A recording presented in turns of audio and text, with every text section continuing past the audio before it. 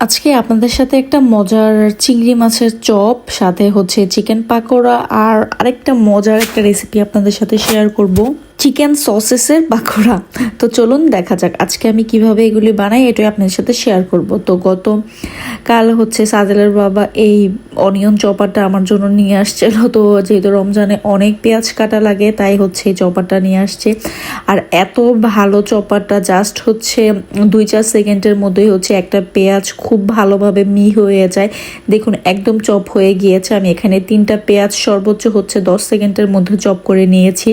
এটার মধ্যে পেঁয়াজ, কাঁচামরিচ, ধনেপাতা সবকিছুই হচ্ছে চপ করা যায়। তো সচরাচর এরকম চপারগুলি কিনলে ভালো পড়ে না, কিন্তু এত ভালো পড়েছে দেখুন কি মিহি হয়েছে।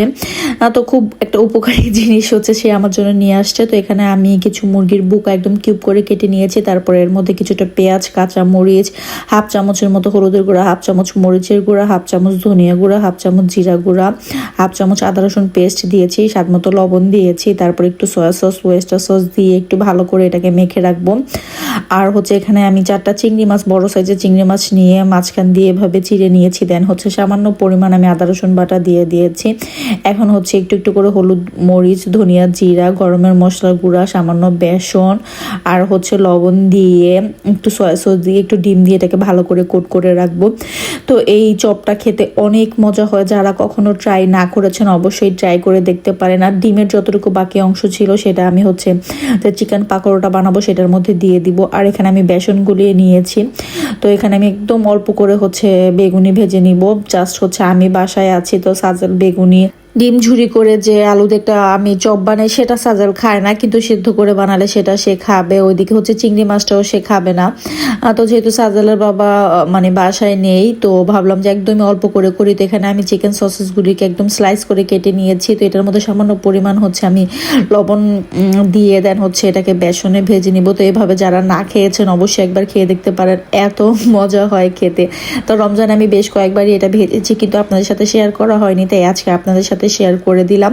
তো যারা মানে সসেস পছন্দ করেন তো এভাবে খেয়ে দেখতে পারেন, অনেক ভালো লাগবে। তার রমজানের মধ্যে ইফতারের একটা আইটেম হয়ে যাবে। তো একটু ব্রাউন করে এটাকে ভেজে নিয়েছি, দেন হচ্ছে তুলে নিলাম। তো আগে হচ্ছে আমি একটা আলু চপ আমার জন্য ভেজে নিয়েছিলাম, কারণ দেখা যাচ্ছে যে একটু বেশি করে ভাজলে আবার থেকে যায়।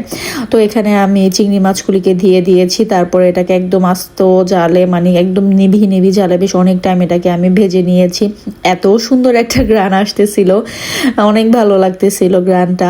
তো পরে আমি চিকেন পাকোড়াগুলো একদম ছোট ছোট করে দিয়ে তারপরে এগুলোকে ভালো করে ভেজে নিব। আর আজানের জন্য পরে লাস্টে কয়েকটা নাগেটস আমি ভেজে নিব। তো যাই হোক আজকে ছোট একটা ভিডিও, আশা করি আপনাদের ভালো লাগবে। যদি ভালো লেগে থাকে তাহলে অবশ্যই একটি লাইক দিবেন। আর ভিডিও সম্পর্কে কোনো মন্তব্য থাকলে অবশ্যই আমাকে কমেন্ট করে জানাতে পারেন। ফেসবুক থেকে দেখে থাকলে অবশ্যই ফেসবুক পেজটিকে ফলো করে দিবেন। আর ইউটিউব থেকে দেখে থাকলে অবশ্যই ইউটিউব চ্যানেলটিকে সাবস্ক্রাইব করে দিতে পারেন। ভিডিওটি দেখতে দেখতে যদি ভালো লাগে যায় প্লিজ ভিডিওটিকে শেয়ার করে দিতে পারেন, যাতে অন্যান্য মানুষও দেখতে পারে।